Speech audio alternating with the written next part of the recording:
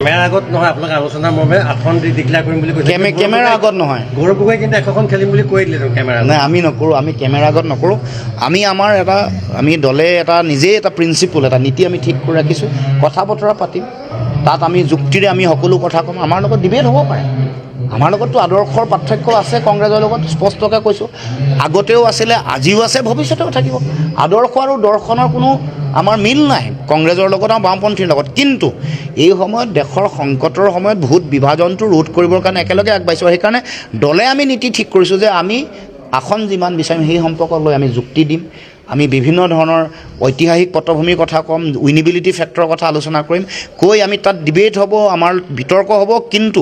সিদ্ধান্ত যেতিয়া হ'ব তেতিয়া আমি আহি ৰাইজক ক'ম আমি কেতিয়াও আগতীয়াকৈ অনাহুত বিতৰ্কৰ মাজলৈ নাযাওঁ বিভিন্ন সময়ত এনেকুৱা পৰিৱেশ আহিছে আমাৰ মাজলৈও তেনেকুৱা আহিছে কিন্তু সকলো পৰিৱেশ আমি সংযমেৰে আমি চাই দেখিছোঁ যে আমি যুক্তিৰে আগবাঢ়িব লাগিব আৰু সেইকাৰণে সকলোকে আমি এইটো কথা বাৰে বাৰে আহ্বান জনাই থাকোঁ আপোনালোকে নিশ্চয় দেখিছে যে সকলোৱে সংযম হৈ কাম কৰিব লাগে ইটো দলে সিটো দলৰ প্ৰতি সন্মান বুজা পৰা এইবোৰ নহ'লে কেতিয়াও গোটেই প্ৰক্ৰিয়াটো মানে একতাৰ পৰিৱেশটো মিত্ৰতাৰ পৰিৱেশটো কেতিয়াও ফলপ্ৰসূ আৰু শক্তিশালী নহয় সময় নাই কিন্তু আপোনাৰ ইলেকশ্যন মই খুব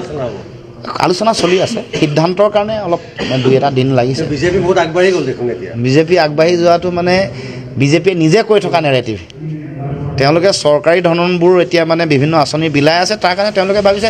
মানে চৰকাৰী পইচা লৈ ইলেকশ্যন কেম্পেইনিং কৰাটো সহজ কিন্তু তেওঁলোকেওতো এ জি পিৰ লগত এতিয়ালৈকে চিট শ্বেয়াৰিং কৰিছে নেকি বিজেপিয়ে ঘোষণা কৰিছে নেকি যে আমি এ জি পিক ইমান দিলোঁ তেওঁলোকৰ মাজত ডিবেটটোতো আমি কেতিয়াও আলোচনা কৰা নাই এ জি পিয়ে কৈ আছে ইমানখন খেলিম বিজেপিয়ে কৈ আছে ইমান নিদিওঁ সেইবোৰতো আলোচনাৰ বিষয় হ'ব লাগে গতিকে চিট শ্বেয়াৰিঙক লৈ তেওঁলোকৰ মাজতো হোৱা নাই কিন্তু তেওঁলোকে কেম্পেইনিং চৰকাৰী আঁচনি দি আছে ঘোষণা কৰি আছে সেইটো তেওঁলোকৰ পাৰ্ট অফ ইলেকশ্যন কেম্পেইনিং ধৰণে তেওঁলোকে কৰিব খুজিছে অখিল গগৈ কিন্তু প্ৰাৰ্থী ডিক্লেয়াৰ কৰি দিলে কিবা ঠাইটো এইটো তেখেতে সিদ্ধান্ত লৈছে আমি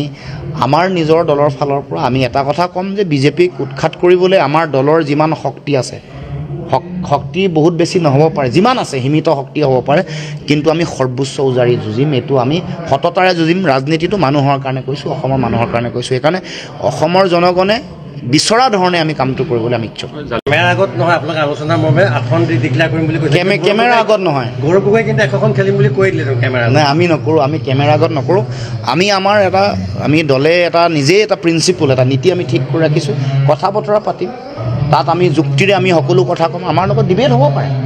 আমাৰ লগততো আদৰ্শৰ পাৰ্থক্য আছে কংগ্ৰেছৰ লগত স্পষ্টকৈ কৈছোঁ আগতেও আছিলে আজিও আছে ভৱিষ্যতেও থাকিব আদৰ্শ আৰু দৰ্শনৰ কোনো আমাৰ মিল নাই কংগ্ৰেছৰ লগত আৰু বামপন্থীৰ লগত কিন্তু এই সময়ত দেশৰ সংকটৰ সময়ত ভোট বিভাজনটো ৰোধ কৰিবৰ কাৰণে একেলগে আগবাঢ়িছোঁ সেইকাৰণে দলে আমি নীতি ঠিক কৰিছোঁ যে আমি আসন যিমান বিচাৰিম সেই সম্পৰ্ক লৈ আমি যুক্তি দিম আমি বিভিন্ন ধৰণৰ ঐতিহাসিক পটভূমিৰ কথা ক'ম উইনিবিলিটি ফেক্টৰৰ কথা আলোচনা কৰিম কৈ আমি তাত ডিবেট হ'ব আমাৰ বিতৰ্ক হ'ব কিন্তু সিদ্ধান্ত যেতিয়া হ'ব তেতিয়া আমি আহি ৰাইজক ক'ম আমি কেতিয়াও আগতীয়াকৈ অনাহুত বিতৰ্কৰ মাজলৈ নাযাওঁ বিভিন্ন সময়ত এনেকুৱা পৰিৱেশ আহিছে আমাৰ মাজলৈও তেনেকুৱা আহিছে কিন্তু সকলো পৰিৱেশ আমি সংযমেৰে আমি চাই দেখিছোঁ যে আমি যুক্তিৰে আগবাঢ়িব লাগিব আৰু সেইকাৰণে সকলোকে আমি এইটো কথা বাৰে বাৰে আহ্বান জনাই থাকোঁ আপোনালোকে নিশ্চয় দেখিছে যে সকলোৱে সংযম হৈ কাম কৰিব লাগে ইটো দলে সিটো দলৰ প্ৰতি সন্মান বুজা পৰা এইবোৰ নহ'লে কেতিয়াও গোটেই প্ৰক্ৰিয়াটো মানে একতাৰ পৰিৱেশটো মিত্ৰতাৰ পৰিৱেশটো কেতিয়াও ফলপ্ৰসূ আৰু শক্তিশালী নহয় সময় নাই কিন্তু আপোনাৰ ইলেকশ্যন মই খুব আলোচনা চলি আছে সিদ্ধান্তৰ কাৰণে অলপ দুই এটা দিন লাগিছে বিজেপি বহুত আগবাঢ়ি গ'ল দেখোন এতিয়া বিজেপি আগবাঢ়ি যোৱাটো মানে বিজেপিয়ে নিজে কৈ থকা নেৰেটিভ তেওঁলোকে চৰকাৰী ধনবোৰ এতিয়া মানে বিভিন্ন আঁচনি বিলাই আছে তাৰ কাৰণে তেওঁলোকে ভাবিছে মানে চৰকাৰী পইচা লৈ ইলেকশ্যন কেম্পেইনিং কৰাটো সহজ কিন্তু তেওঁলোকেওতো এ জি পিৰ লগত এতিয়ালৈকে চিট শ্বেয়াৰিং কৰিছে নেকি বিজেপিয়ে ঘোষণা কৰিছে নেকি যে আমি এ জি পিক ইমান দিলোঁ তেওঁলোকৰ মাজত ডিবেটটোতো আমি কেতিয়াও আলোচনা কৰা নাই এ জি পিয়ে কৈ আছে ইমানখন খেলিম বিজেপিয়ে কৈ আছে ইমান নিদিওঁ সেইবোৰতো আলোচনাৰ বিষয় হ'ব লাগে গতিকে চিট শ্বেয়াৰিঙক লৈ তেওঁলোকৰ মাজতো হোৱা নাই কিন্তু তেওঁলোকে কেম্পেইনিং চৰকাৰী আঁচনি দি আছে ঘোষণা কৰি আছে সেইটো তেওঁলোকৰ পাৰ্ট অফ ইলেকশ্যন কেম্পেইনিং ধৰণে তেওঁলোকে কৰিব খুজিছে অখিল গগৈ কিন্তু প্ৰাৰ্থী ডিক্লেয়াৰ কৰি দিলে কিবা ঠাইটো এইটো তেখেতে সিদ্ধান্ত লৈছে আমি আমাৰ নিজৰ দলৰ ফালৰ পৰা আমি এটা কথা ক'ম যে বিজেপিক উৎখাত কৰিবলৈ আমাৰ দলৰ যিমান শক্তি আছে শক্তি বহুত বেছি নহ'ব পাৰে, যিমান আছে সীমিত শক্তি হ'ব পাৰে, কিন্তু আমি সৰ্বোচ্চ উজাৰি যুঁজিম। এইটো আমি সততাৰে যুঁজিম। ৰাজনীতিটো মানুহৰ কাৰণে কৈছোঁ, অসমৰ মানুহৰ কাৰণে কৈছোঁ। সেইকাৰণে অসমৰ জনগণে বিচৰা ধৰণে আমি কামটো কৰিবলৈ আমি ইচ্ছুক।